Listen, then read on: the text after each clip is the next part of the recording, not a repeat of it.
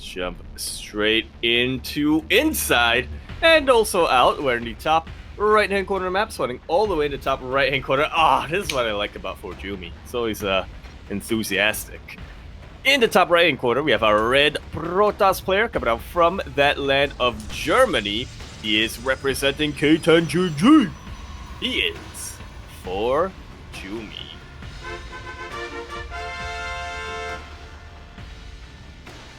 And spawning in the bottom left-hand corner of Inside and Outs, we have the blue Terran player himself, the best Terran in all of Europa, representing Team Liquid.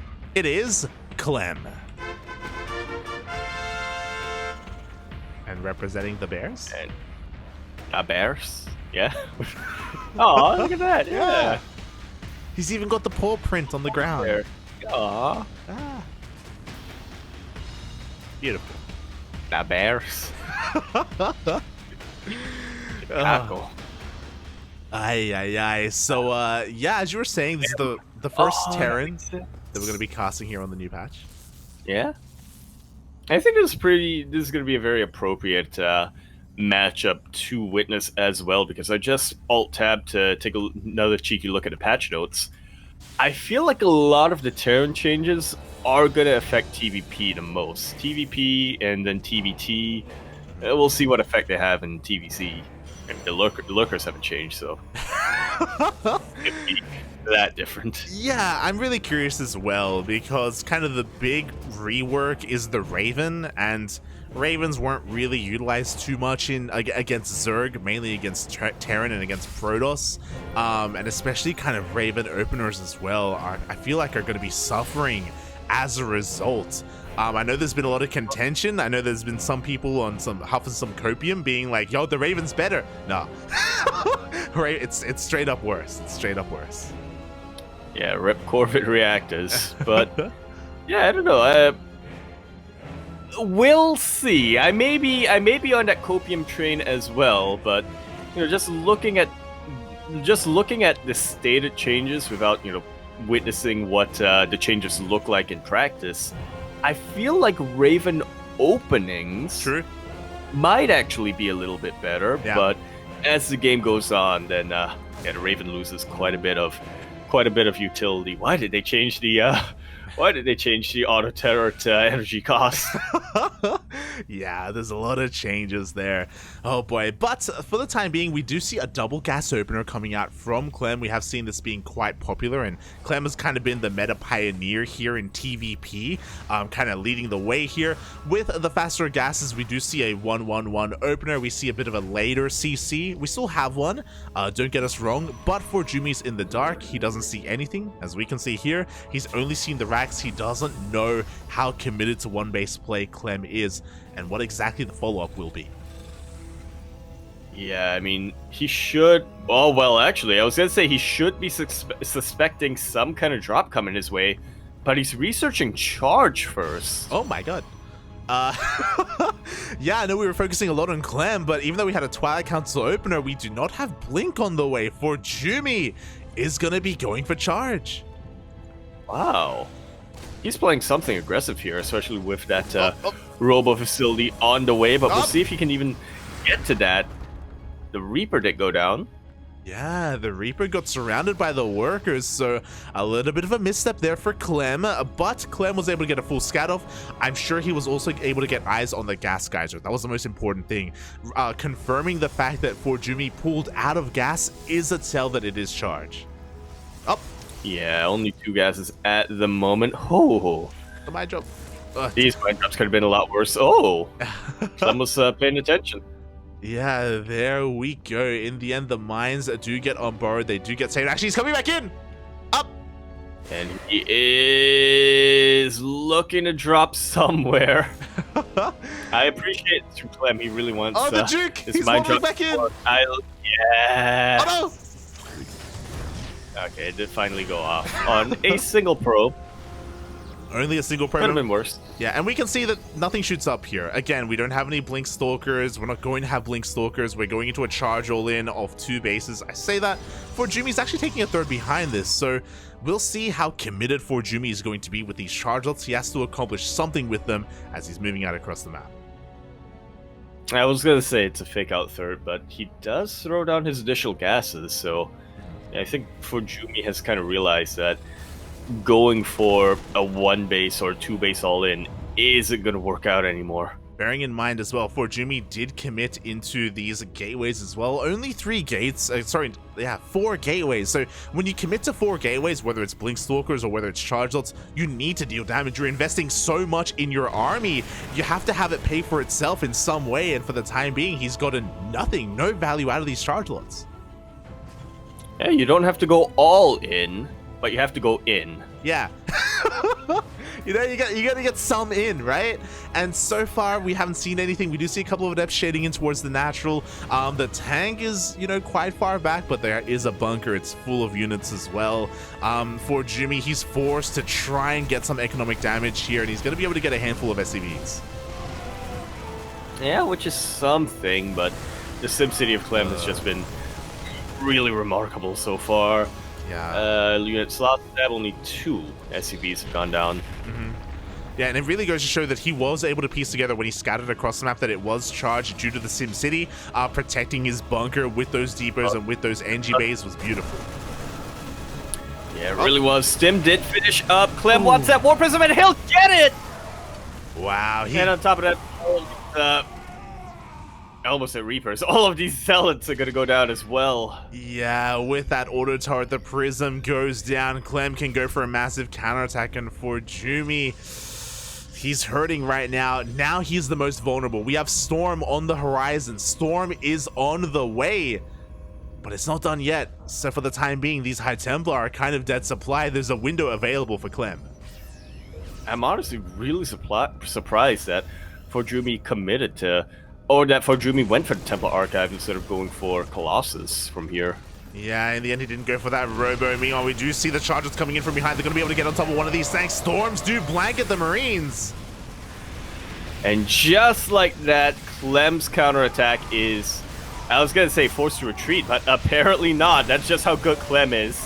Yo, with an auto turret here to support this army, we have the high ground. A couple of Widow Mines are waddling on in as well. Even though Clem lost his tanks, what little Marines and Marauders he has, he's trading so efficiently. Clem, with his Raven controls, coming in here and really saying, your nerfs mean nothing to me. I am still going to keep this up. He is transitioning. It's not a 2 base all-in by any means here from Clem. He's still getting that 3rd base, but he's just continuing to parade push. He's continuing to make sure that ForJumy can't get comfortable here on his 3 bases. Oh, definitely. I mean, ForJumy, he has been able to probe up quite well. He's up to 61 workers here, even baits out a Widow Mine with that Prism Micro. Very nicely done. And now, after deflecting that first push, I do feel like ForJumy's in a pretty good position, especially with all these High Templar, but Clem is going for a massive Doom drop into the main. And there is nothing in position to defend here. ForJumy forced to come back home. Not a whole lot shoots up here. Only 1 Archon and 1 Stalker. The mines eviscerate the vast majority of the Zealots as well. Archon goes down, and that's a very expensive loss. A very nice target firing there by Clem to focus down that Archon. We do see that behind this, Clem is also continuing on with his production. He's got a armory on the way for 2-2, so he can get into those upgrades. He still hasn't gone for a Ghost Academy. He's just throwing down 2 more Raxes instead. Yeah. Finally, a Ghost Academy gets thrown down here, but yeah, Clem really going for the old school bio all the way. I don't need to remake my Raven. And it can be a really risky thing to not go for those ghosts a little bit faster just because there are so many Archons and High Templar that you're playing up against. But we do see a drop here on the left-hand side. Isn't really able to do too much damage. The main army is pushing on forward. He gets the Robo. And just like that, Warp Prism can't be remade. No more Immortals can be made here. And that was really what ForJumy was kind of banking on, to be a unit that can absorb a lot of damage here, at least when he's, you know, unable to get more of these Archons in. The drop in the left-hand side comes back. Ugh. the mines are actually gonna reset. Yeah, ForJumy's being pulled apart. He's being forced all in. He's like, I've had enough. I don't want to waste any time trying to deflect these drops because I just can't do it. He's sending everything through the center of the map for one final push. Widow mine shots are going to go off though. Oh. Yeah, half of the Zelts are already out of the equation. And there's Bio here to back up the rest of the Terran army. A couple of High Templar drop. But the Warp Pistol gets taken out mid mid warp-in. Yeah, exactly. The Prism goes down. We are down to only a handful of units remaining here. Meanwhile, across the map, the drops have just taken everything down. The Natural is gone. The third base is gone. We're down to one base remaining here for ForJumy. And the Hail Mary play was really all he could go for, and it just wasn't enough. Yeah, the Hail Mary play was all he could go for, but Mary wasn't listening.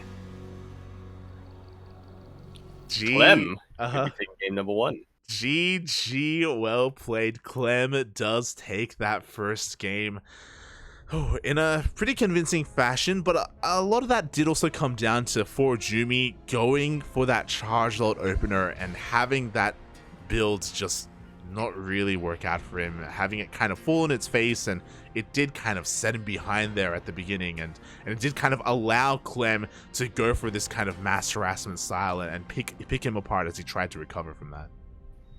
He was just everywhere all at once.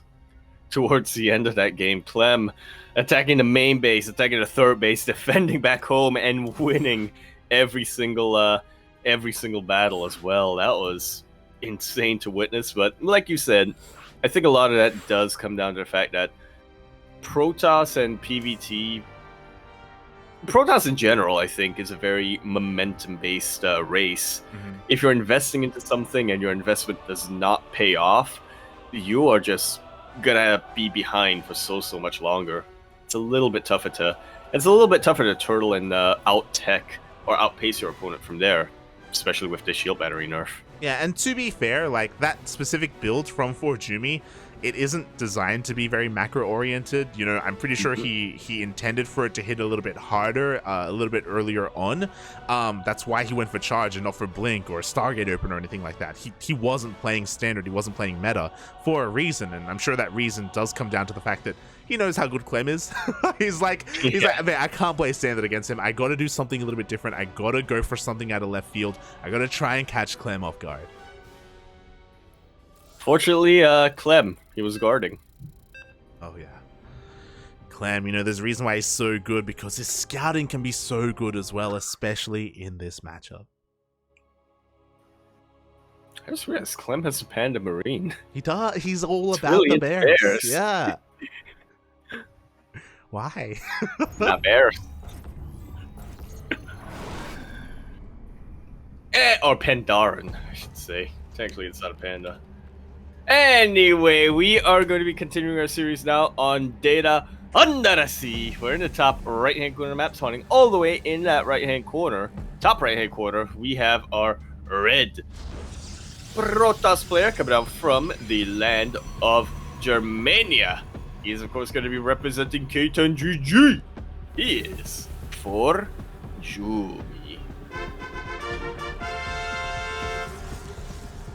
And spawning in the bottom left-hand corner of Data Under the Sea, we have his opponent, the French Terran player representing Team Liquid. It is Clem.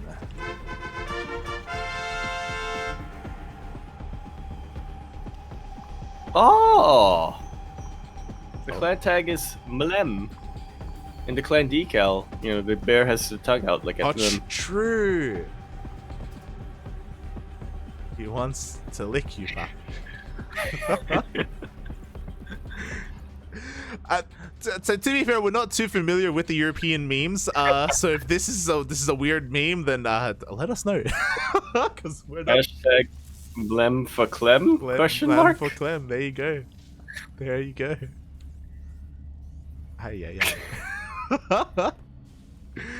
Oh god, but yeah, very solid opener here from Clem in the previous game, and now he's switching things up. He's actually going for a Rax expand. Oh, or is he? Yeah, he is. Reaper expand.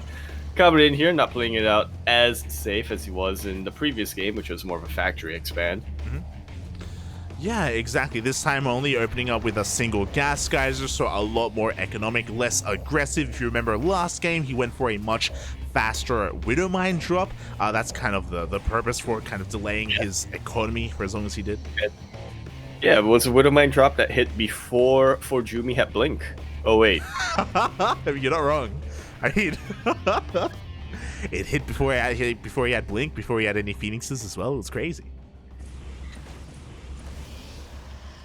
I wonder why that was. It's all about that opening.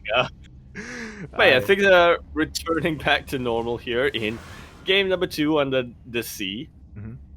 Not only is Clem going for something a bit more... Well, I say that, but we haven't seen what ForJumy intends to go for here after the Twilight Council finishes up. True.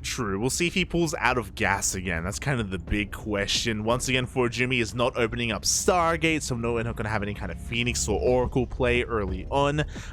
Because of the gases, I imagine this is going to be a regular Blink opener. I say that, but he pulls out once again. Yeah, I'm really curious as to what the plan is here from ForJumy. It is gonna be... Yeah, he's pulling out, mate. He is pulling out hard. We'll see what he ends up using that Twilight Council for. Meanwhile, the Adept does go across the map just to scout, just to try to slip into the main base. Doesn't get in, though. And no surprises here. There's Charge once again. Yep.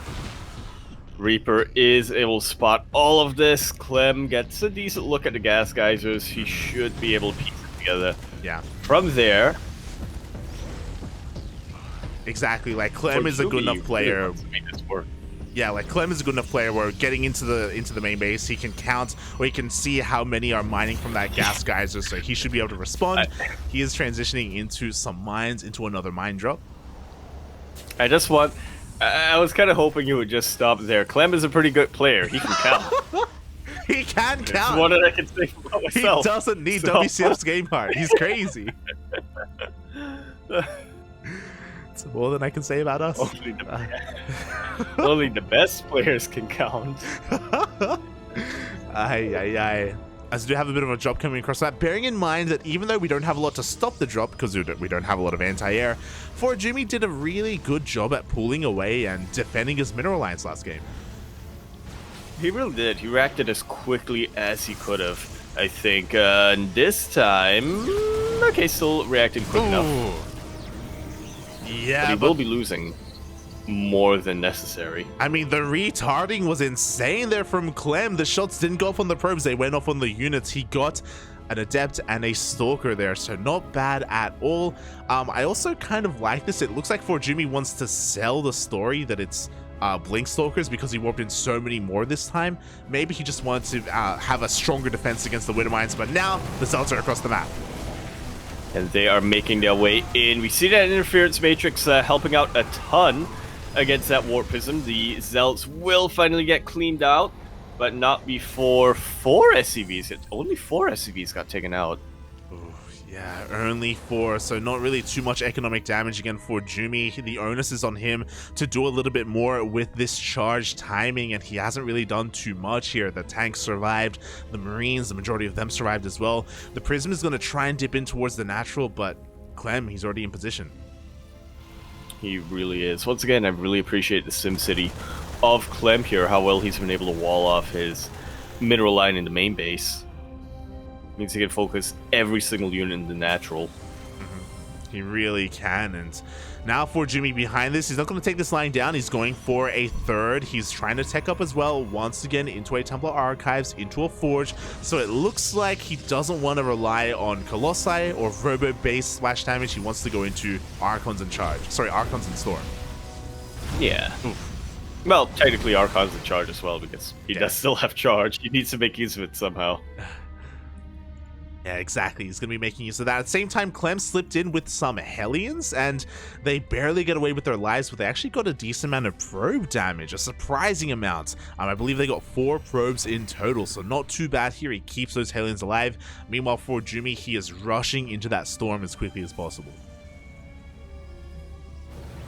Yeah, once again, seems like a bit more of a. It seems like a bit of a riskier tech choice here coming out from ForJumy. Again, I'm just saying, Colossus is pretty reliable when it comes to defending against Marines in particular, but yeah, maybe not as effective, especially if they get Interference Matrix. You're not going to be getting too many Colossus in the early game. Yeah, and to be fair, I'm sure a lot of this has to do with just the charge opener. Like Archons and Storm just pairs a little bit better here with your Zealots. It is a decent gas dump. It is risky, as you were saying, though, because you don't have any consistent splash damage. You have to rely on your opponent not splitting and not being able to respond to the Storms. Meanwhile, as Clem moves out, the Prism moves back in. Yeah, and Clem's Viking was not in position at all to be able to deal with that, but now he knows that is the only Warp Prism, and that Viking is chasing it down with vengeance. This is what happens when you don't get Warp Prism speed. Yeah, and it's not like there are Stalkers in here, so the Viking is going to be able to shut this down. The Prism does fall. It is immediately being remade here by ForJumy, recognizing that he needs some form of harassment to keep Clem at home. Well, now that the Prism is dead, Clem, he's going across the map. He's unchained. He is unhindered, he is unchained, but he's going to be running into some storms. And he is going to be eating a storm, and there's still plenty more where that came from. The mines do burrow, and a couple of them do go off on top of these. A lot of them go off on the charge shots, actually. And now there's nothing to buffer for the High Templar. There's one storm remaining, and that was it. Yeah, that was the ForJumy really doesn't have an army left. Exactly, that was the final storm. The Archon as well has very low shields as well. The Marine army is going to be able to stim on forward. We have a couple of remaining Widow Mines in the backline as well that are moving on forward. And Clem may just have too much. We do have a High Templar in that prison, but he needs time to regen those energies. And it is going to take quite some time. And even then, you know, he has to actually drop and then cast a spell. That gives Clem a little bit of time to target fire on top of the High Templar before they can really cast Storm. I mean, they didn't have enough energy. There we go. Finally, we have a Storm. Finally, we have enough, but it's not going to be enough to clean this up. The Bio Army barely has any HP remaining. The Prism goes down. And so does every single High Templar. Meanwhile, Clem did not stop production whatsoever. You know, this medevac is out of energy. These Marauders are very low health, but there's plenty of backup where that came from. Yeah, here come the reinforcements. Clem was keeping them at home just in case there was a bit of a Zealot run by to harass his mineral lines, to harass his third base. In the end, Clem knows that there is nothing, there is no threat across the map. He can come in with everything that he has. Great pushing hard right now. Only 4 gateways at the moment here for ForJumy, because he knows that, you know, he's not in the best economic position. He has to spend every single piece of minerals and every single bit of gas that he's got on units, but even then, he doesn't have a lot of them. Mate, the Prism gets targeted down while it had 2 High Templar inside it. GG gets called. Well played. Good luck as Clem takes down ForJumy 2-0.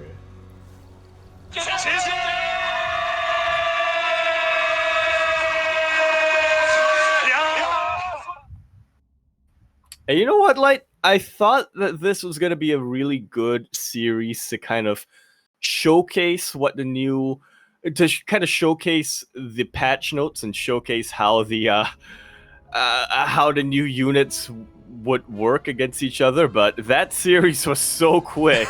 I don't think we were really able to get into that. Yeah, we weren't really able to. You know, ForJumy was more about him just trying to make specifically this fast charge build work, but every single time he got scattered early on, and every single time Clem was able to respond beautifully and just shut it down. Very impressive play there by Clem. But I also want to give a special shout out to ForJumy, because, you know, even though he had a hard time against Clem, he looked really powerful against Raditza, and for him to make it this far in the tournament, you know, that does deserve like respect and praise. It really, really does. Again, this is the round of 8, and you know, these EU Cups are always very, very stacked brackets coming in here. Massive brackets as well. Definitely. So, GG and well played to ForJumy, as he does bow out from the tournaments. It is a single elimination bracket, not a double elim, so he is eliminated here. Of course, he was the underdog, so no major surprises. And we are going to be getting ready for our first semi-finals match. Oh.